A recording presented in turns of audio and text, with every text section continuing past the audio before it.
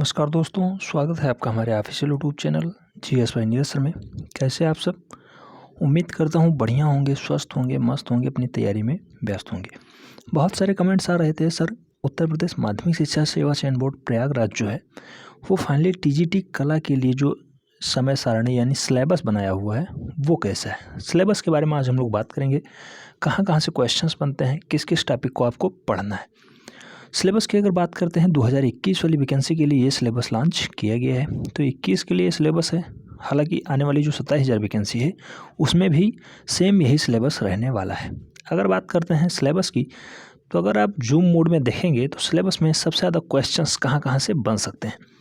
तो सिलेबस में शामिल किया गया है भारत के प्रागैतिहासिक कला केंद्र, कला केंद्रों में जैसे कि मिर्ज़ापुर, भीमबेटका, सायगढ़, बांदा, पंचमढ़ी, होशंगाबाद इत्यादि को शामिल किया गया है प्रागैतिहासिक कला केंद्रों में। सबसे ज़्यादा क्वेश्चंस भीमबेटका से बनता है, उसके बाद पंचमढ़ी और होशंगाबाद से भी बनता है। नेक्स्ट जो शामिल किया गया है सिंधु घाटी सभ्यता। सिंधु घाटी सभ्यता इतिहास का पार्ट है, बहुत ढंग से इसे पढ़ना है।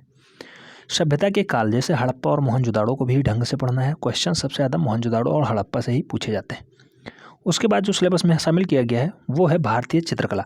ये 6 अंग, टोटल 6 अंगों से क्वेश्चंस बनता है। जोगीमारा, अजंता, बाग, बागमड़ी, बादामी, एलोरा और सित्तनवासल, इन सारे जो गुफाएं हैं इनसे बहुत ही अच्छे ढंग से क्वेश्चंस बनता है। हर एक से लगभग 1 से 2 प्रश्न पक्का ही रहता है, क्योंकि 125 प्रश्नों का पेपर होता है और इन्हीं में से क्वेश्चंस बनते हैं। तो सित्तनवासल से भी क्वेश्चंस बनता है। बादामी, एलोरा, बाग, अजंता, जोगीमारा, सबसे ज़्यादा क्वेश्चंस अजंता एलोरा से बनता है। उसके बाद जोगीमारा, बाग से भी बनता है। बाग में गुफाओं की संख्या 9 है। नेक्स्ट जो मोस्ट इंपॉर्टेंट फैक्ट्स आता है वो भारतीय लघु चित्रकला आता है। भारतीय लघु चित्रकला कहने का मतलब ये है कि जैन, पाल, अपभ्रंश को आप ढंग से पढ़ लें तो भारतीय लघु चित्रकला हो जाता है। और जैन, पाल और अपभ्रंश जो हैं ये 3 से 4 प्रश्न पक्का रखते हैं। 3 से 4 प्रश्न आते ही आते हैं, इसलिए इन्हें ढंग से पढ़ना ही पड़ेगा। नेक्स्ट जो इम्पोर्टेंट क्वेश्चन है वो राजस्थानी शैली है। राजस्थानी हो गया, राजस्थानी शैली में आता है बूंदी, कोटा, किशनगढ़, जयपुर आदि शैली आती हैं, जिन्हें अच्छे ढंग से पढ़ना पड़ेगा, क्योंकि यहाँ से क्वेश्चंस बनता ही बनता है और 3 से 4 प्रश्न ये भी लेके आता ही आता है।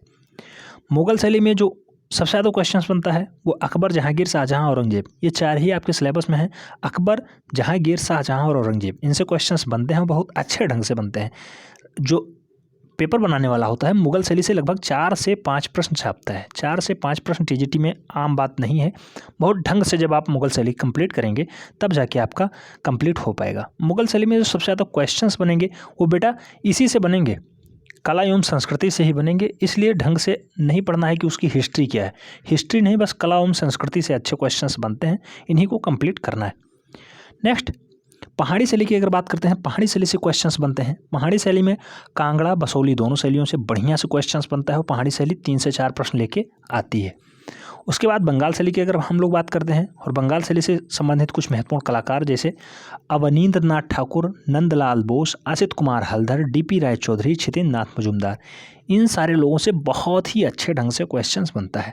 असित कुमार हलधर ऐसे कलाकार हैं जिनसे 3 से 4 प्रश्न अकेले ही आ जाता है। नंदलाल बोस भी ऐसे नहीं हैं, 2 से 3 प्रश्न इनसे भी आता है। अवनींद्रनाथ ठाकुर 2 से 3 प्रश्न लेके आते हैं।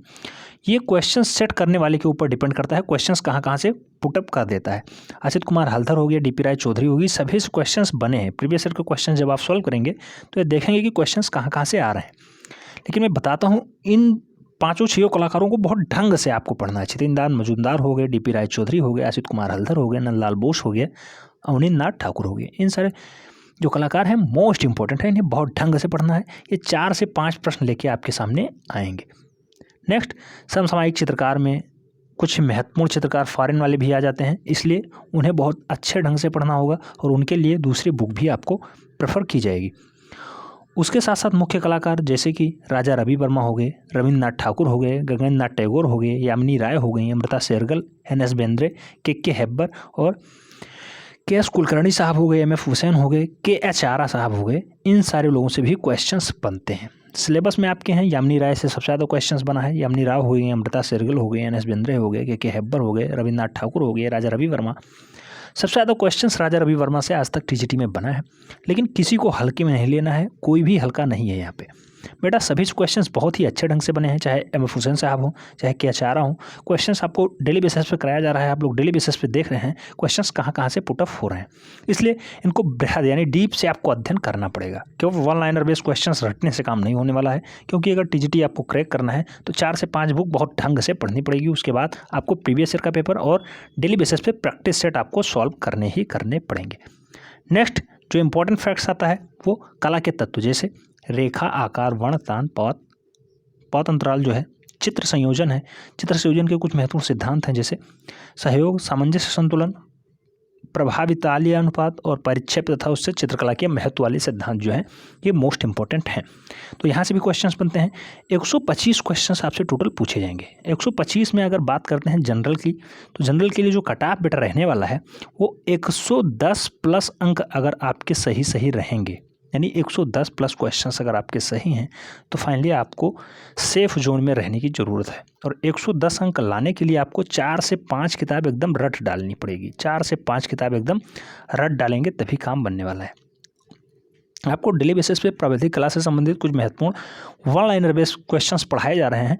उसमें लोग कंफ्यूज हो रहे हैं, बहुत ज़्यादा परेशान हैं, सर अगला स्टेप कब पढ़ाएंगे। बेटा जो ये वाला सेशन है जहाँ से 10 प्रश्न पूछे जाएंगे ऑब्जेक्टिव टाइप के, उन्हें पहले ढंग से कवर कर लो। उसके बाद पूरे सिलेबस को मैं पढ़ाने की गारंटी लेता हूँ। 10 क्वेश्चंस ए वाले सेशन से बनेंगे, बी वाले से आपका 12 नंबर का बनेगा, सी वाले से सी, डी और ई इन तीनों से 16-16 अंक के बनेंगे। उसके बाद 30 अंक का एक बनेगा एफ वाला सेशन। इन सभी को कंप्लीट कराया जाएगा। आप परेशान ना हो, बस चैनल के साथ मुख्य धारा में जुड़े रहें।